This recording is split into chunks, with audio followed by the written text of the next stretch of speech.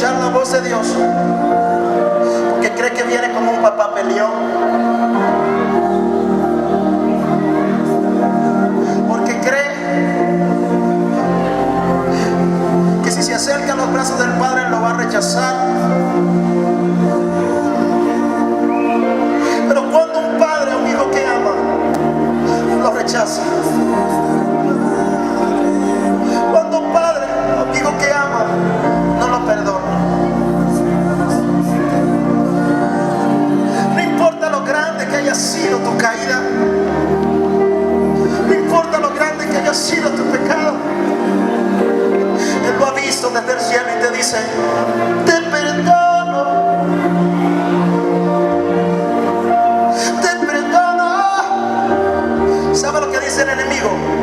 No te acerques a tu padre, no, porque te rechazará. Y Dios se dice: no, mi hijo, no. Aquí estoy con mis manos